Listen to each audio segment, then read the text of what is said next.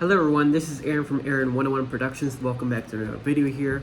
Last week I said that I wanted to make a video, but I couldn't because the topics I wanted to go over, I believe deserve their own special, their own in-depth video in more detail. So these are one of the videos that I'm making. And today we're going to be going over why politics is the biggest waste of time. And I jot down some notes here so I won't lose track of these points. But I got 8 reasons why it is the biggest waste of time. And I'm basing this from my observations, from what I've seen, and from what I've experienced, because I used to be more political than I am now. So based on that, here we go. Number 1, everyone says the same things and repeat what someone else says. All right, this is a common issue that I see oftentimes in politics. Like, no one takes the time to actually sit down, think about things before they go to the people that they admire so much, their political figures that they admire so much, or ask someone else's opinion. Like, no one sits down and think about it for a while or write it down or anything like that. And I feel like if we did more of that, we would actually hear different things. And if we heard different things, maybe those different things might actually have a solution. You know, that's like, whoa. I think when it comes to politics, most people try to look for solutions, but you're not going to find it by repeating the same things.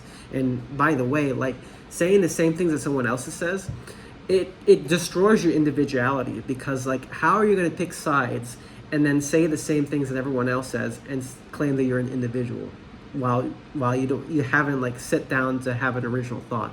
Like, that's just, it devalues your individuality. And I think you as a person deserve more than just a copycat. I think you deserve to be your own person and to have your own thoughts and to have your own feelings about specific things. Even if they're right or wrong, it doesn't matter. You should be your own person and you should have your own thoughts. Because if you have a thought that no one's heard, no one has even taken the time to entertain, you might be the key to actually helping the problem than making the problem worse by repeating the same things as everyone else. Number 2, somehow both sides avoids compromises on every topic. I don't understand why. Actually, I have a somewhat of an understanding why, but we won't get to that point until the last point, the 8th reason. Yeah, so no matter what side you're on, like, there's 2 main sides in American politics. You got the left and the right? And somehow, it seems like almost every topic of discussion, there's always an either or extreme, and there's never a compromise in between that helps bridge the differences between the two, right? And so I had a conversation with someone years ago, right? And I was very political at the time, like I said, and the person I was talking to was in opposition of me, right? And we were talking about a topic that was one of these things, like there's an either or extreme, right? And so we're talking, and it gets heated, and it gets, like, up and down, like the flow of discussion, like, it gets, like, very heated, and it calms down, and heated, and calms down, and literally an hour after, I don't think it was an hour, honestly, I think it was like 2 hours in, I found out that this person that was opposing me, this person did not actually believe what they said they believed, right? They were only settling what was the next best thing. Because this is what I learned from that conversation, that 2-hour conversation. If it was up to that person to make political decisions and policies, it would not be the one that person would be voting for. It would be the one that helped bridge the gap between the 2 extremes, the compromise. And if it was up to that person, or let's say for some reason in American politics, if we had somewhat of a middle ground, that person would not even hesitate and double down on the middle ground, would not at all. Yeah, but because of the political atmosphere that we're in, there's an either or extreme. So what this person decided to do, and I spoke to them, it took me 2 hours to find this shit out, all right? Like, this is crazy, but it blew my mind. It helped me understand that people are are not either or.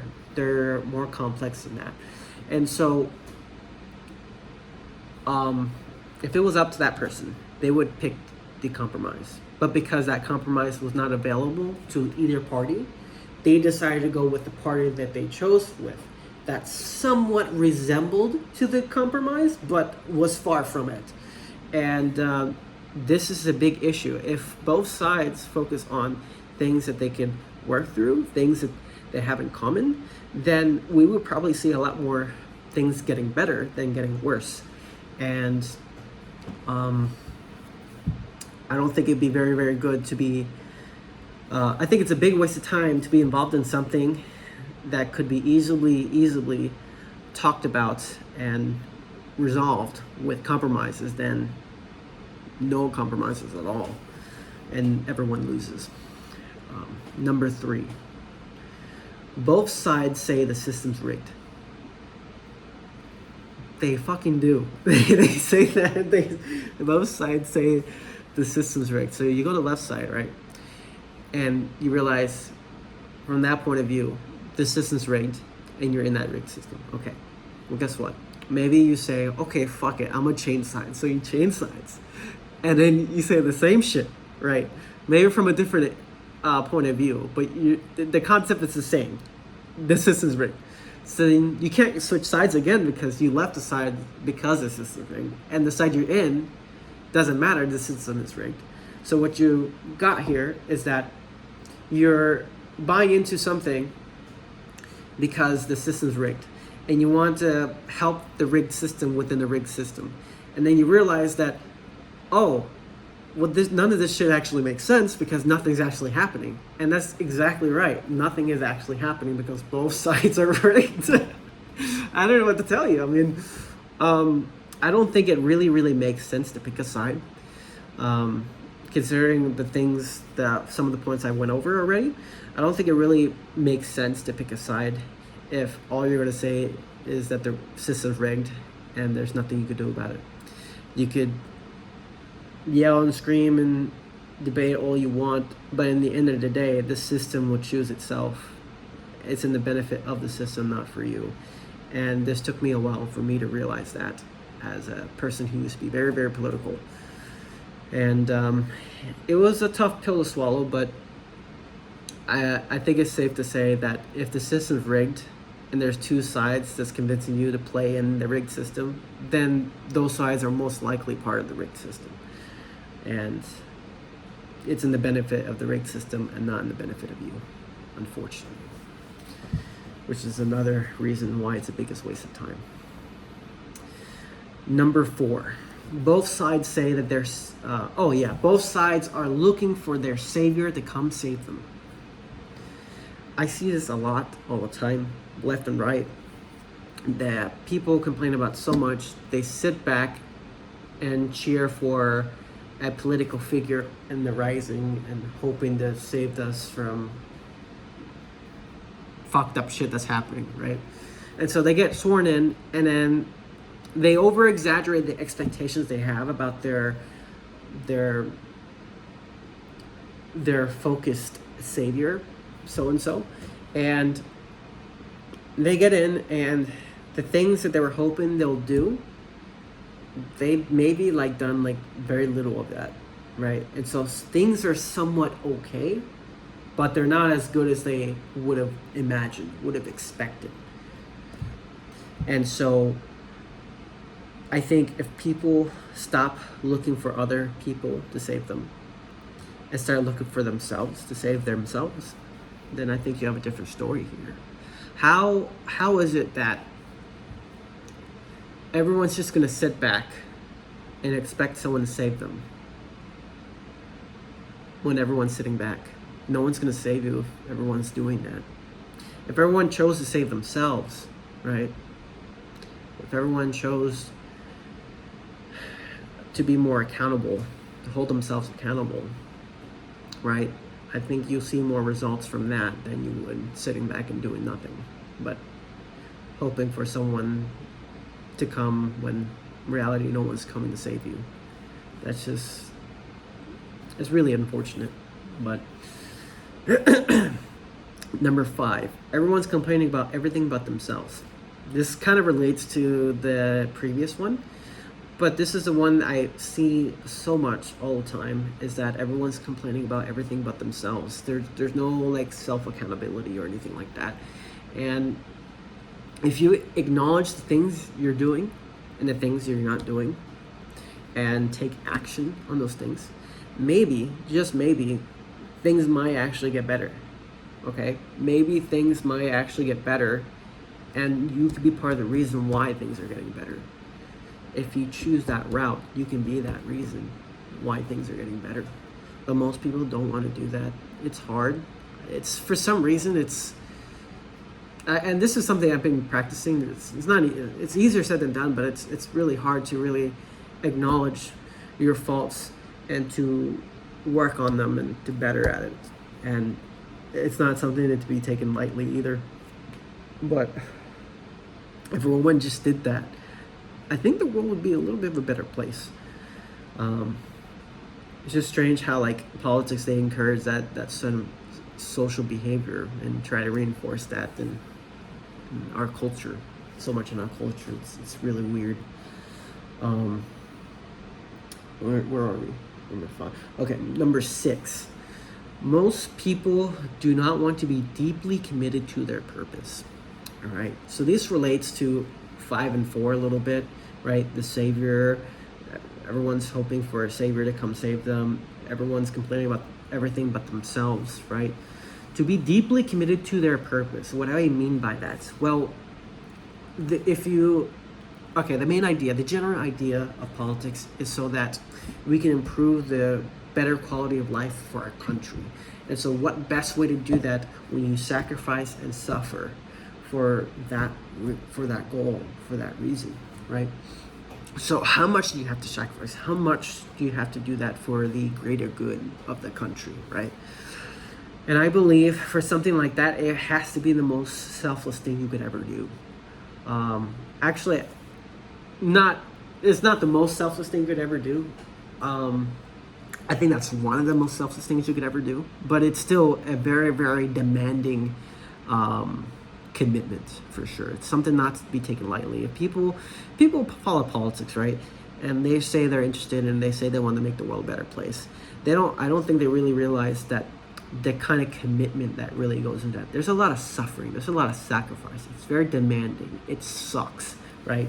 There's a lot of headaches, roadblocks. There's a lot of like self-doubt, and it's just, if you were really committed to that as your life's goal, you would have to suffer and sacrifice every ounce of yourself just to get close to that goal as much as possible every fucking day. I don't think people understand that. Like, I don't think people really understand that, and that takes a lot of commitment. That takes a lot of determination, and it's a very, very demanding purpose. It's so demanding that most people, they just don't want to fucking do that. That's why they sit back and complain about everything but themselves, and that's why they sit back and hope for some savior to come save them, and that's why nothing gets done, because that's a very, very demanding type of purpose. I don't think most people are okay with that, or ready for that, or even mature enough to do that. It's a very, very demanding job. Even it's very demanding, and most people, they're not ready for that. They don't want to do that. They don't believe they should do that. They don't believe that they should be the ones doing that. So, number 7, it encourages narcissistic behaviors.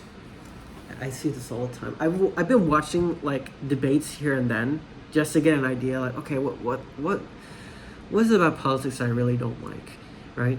And when I was very political before, I kind of forgot about these sort of like critiques that I had before. But like having like a little bit of refresher of what's been going on now in the political arena, I realized that it hasn't really changed, and I think this is for a reason why it hasn't changed. So let's look at generally what defines a narcissist, generally speaking, right? What defines a narcissist, generally speaking, the behaviors that they do, is that they are very unempathetic, right? There's a lack of empathy. There's a lack of understanding. They're very inconsiderate, right? They're trying to get all the attention as much as possible. They try to make themselves look better or good than they actually are. Like, these are the traits of a narcissist, for the most part. And you see this all the time with debates, right? You see like a debate between these two oppositions. They're always trying to interrupt each other. They're always trying to say more than the other person. They're always trying to like have a yelling match almost. They're trying to get as much attention on them as much as possible. And then you have the crowd. They're cheering for one side for their rude and ridiculous behavior. And then he gets caught off by the other side, the other opponent.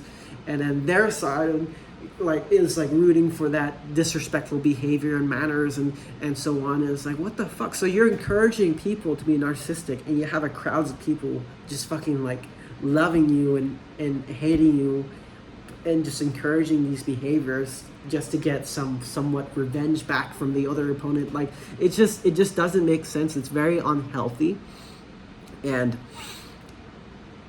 I feel like with most people, this is what's happened. I've met some people who are political, like recently, and I realized that these particular traits, like interrupting and trying to say more than the other person, like, I've noticed that every time when it comes to politics, they are exhibiting the same behaviors. And so what I do is I just shut the fuck up. I just let them talk. It's not that I agree with them or anything. It's just the fact that, like, okay, I'm gonna shut the fuck up so that way you don't blow up in anger and cause a scene and shit. Not because I think you're right, it's just because you're acting like a narcissist and I don't want to make it any worse.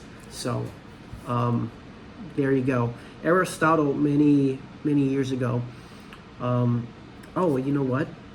I should have talked about that in that previous point, but I'll just finish the point right now. Aristotle believed, he observed these very same traits and these behaviors and whatnot years ago in ancient Greece. They were having debates in common areas all the time with political figures and leaders and stuff like that. And he realized that some opponents who had the best arguments, the best solution to every problem, that very logical, very easily selectable for a big mission or a big statement or a big to be a leader or the main authority for their city. Like, most of the times, no one picked them because they didn't speak the most, even though they had the most best answer to solve, right? They had the best arguments. They didn't engage with the people, and most people got bored and did not care. The people, whoever did get selected, who did win the debate, were those who bullshit their way through it, those who spoke the most, those who got the audience to engage with them as much as possible. It's not really what matters how you say it. Like, it doesn't really matter what people hear from you. They don't really fucking care, right? It's more about how you say it and how you get people to agree with you when it comes to rhetoric. And that's exactly what rhetoric is. It's the art of persuasion. Just because there's a debate and you have the best solutions, the best argument for everything, doesn't mean you're going to win the debate. If you're not getting people's attention, if you're not engaging with them, if you're not the main attention or the main attraction, people don't fucking care what you say. Even if you have the best solutions for the entire country, they're not gonna fucking care what you say, because they're gonna pick someone else's bullshitting and doesn't have all the answers, and they're gonna pick them because that guy talks the most and he engages with the audience more and so on. So, like, that's just the reality of the world of today, and not only today, for many years ago. So Aristotle noted this, and this was the big issue.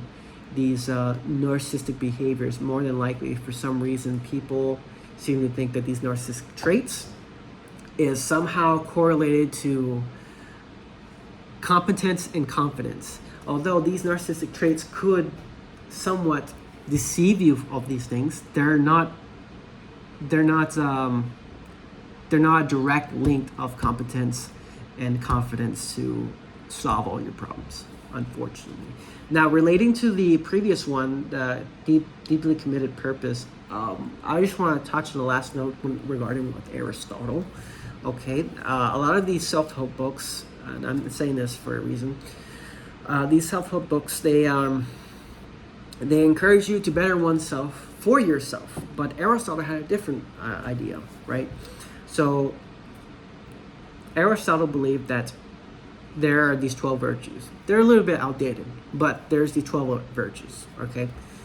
There's these 12 virtues, and he believed that everyone had to follow them to be not only the best version of themselves, but the best version for the world, okay? So to be deeply committed to your purpose in that sense,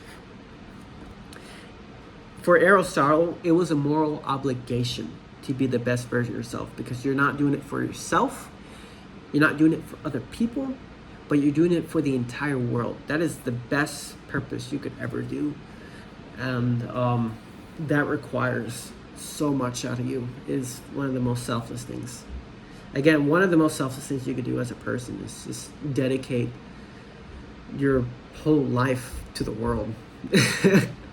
It's pretty incredible, but it's also very, very demanding, and it's very scary. It's definitely very scary. Anyways, now last point, number 8. I don't think politics is ever going to change for the better, like ever, because I think there's a lot of incentives behind it. There's a lot of incentives to get people playing the political game, right? There's so much money to be made out of politics nowadays that if things got better and people just started to leave the political arena, just people would just like start to no longer be invested in politics because everything's so much better now, right? The people in politics, they'll lose their jobs, they'll lose their jobs, right? No one would come to see them. Politics would be such a trivial thing, and it just won't be the biggest attention, right? There's been studies to show, like, for example, like psychopaths, narcissists, and sociopaths, they often choose positions of authority and power, right? And so, particularly narcissists, that they love attention so much, whatnot. They also like money and materialistic things and external validation, whatnot. If most of them are in those kind of jobs as a politician, right, and people are started leaving, how do you think they would feel? Right? So they need all the attention, they need all the drama, they don't need politics to be trivial, they need to be more controversial. Even if it doesn't affect your life directly, they need to be as fucked up as possible, so that way they can get people angry enough to do something. Actually, there's scientific evidence to show that when people are actually like really mad, they're more persistent to do something. They're more motivated to do something. It's not that they're sad or anything, right? There's actual psychological studies that I've read, and you can see it for yourself. I looked up, what is the purpose of anger? Why do we have anger, right? Because I was angry, I was upset about something, and people were telling me to stop being angry. I'm like, well, if I'm stop being angry, then what's the point of anger, right? I said like very angrily, right? So, but it was a good question. Like, if I'm getting angry and people are telling me to stop getting angry, what's the purpose of anger? Like, am I not supposed to have this evil within me? Like, no, it's not that anger is evil. We have all these emotions for a reason. What we found out is that anger, if you're going to extract any value out of anger, it's that anger makes you more motivated to do something. And so what they found out on a study when it came to the 2020 elections, they were experimenting with, or they were observing how like certain things, like political ads that made people angry, those people who were angry were more motivated to vote, more motivated to be part of social movements, and actively they're more motivated to do shit than the ones who weren't angry. And so anger motivates people to do things. And so if you get people angry in politics all the fucking time and nothing changes, People are more motivated to be stuck in that loop, that political game, over and over and over again, waste so much fucking money, so much time and energy for something that is designed to never work because it's designed to make you work for them. And that's fucked up. That is so fucked up. So there is tons of incentives to get people into politics, and it's never gonna change because it makes it makes so much money. There's so much money to be made, and I don't think anyone's ready to lose their job for an easy answer or simple fix in politics. So those are 8 reasons why I think politics is the biggest waste of time. And I thought a lot about this, and there were some things that I added to that I did not recognize before. And so if you're looking to waste your time, politics will be your biggest bet. But other than that, if you're not looking to waste your time, don't fall for it. Me personally, how I handle all this stuff, I try to be as ignorant as possible. If it doesn't affect me, then I don't really need to know about it. There's nothing that I can really do as an individual, because every time I pick a side, I'm devaluing my individuality. And every time I repeat what someone else says, I'm not adding anything new to help the problem. I'm just making it worse. If I try to change the system within the system, it's just never going to work. I'm just helping the system at that point. If I'm always avoiding compromises on every topic of discussion, I'm just making the problem worse. I'm maintaining the divide in the American politics. I'm not helping people together. I'm dividing them further. If I'm always complaining about everything about myself, I'm not helping at all. If I'm always looking for a savior and no one's coming, then that's my fault for not helping myself. If I'm always encouraging narcissistic behaviors, then that's a big issue, because no wonder why we can't do anything civilly. We can't solve anything civilly. If I'm not deeply committed to politics, then there's no point to it. There's no point to be involved in something that I'm not really taking seriously. And I'm not going to be involved in it because there's just so much money to be made for being in the same wasted loop over and over again. So I stay away from that. And if there's anything major, anything drastic, anything that directly affects my life and other people, then I'll take some time to learn about it, to understand it, but I'll try not to pick a side so much. One of the things I've learned is something called perspective bias. And it's a psychological term where if you experience something for the very first time from your perspective, whether good or bad, depending on what it was, you're going to assume whatever was to you the first time is probably most likely going to happen again the second time, and again and again. That is called perspective bias, right? And so I think a lot of people are very biased towards their political parties because of their perspective bias. And based on these biases, it is very, very hard to deconstruct these biases to a more logical and more understandable clarity that we can have as human beings with each other on these subjects. And if we were to try to do those things, our ego and pride will be in the way, and we'd be so angry, and again, nothing would get done.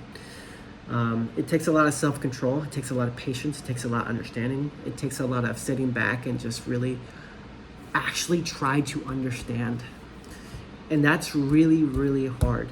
That is a very, very demanding thing, because it's hard. It's hard to not let your emotions get the best of you. It's hard to not let your biases get the best of you. And I've been working on it, and it's not easy at all. But like I said, most things that happen in politics, if it doesn't directly affect me and other people, I don't fucking care. All right, I don't fucking care, because I know it's not going to benefit me. And well, you know why it's not going to benefit me. You know why I went over the reasons. It's not going to benefit me, and I'll just become more pessimistic. And no, a lot of people don't like to be around negative people. So, anyways, thank you so much for watching. If you like this video, you know what to do, and See you in the next video. Bye-bye.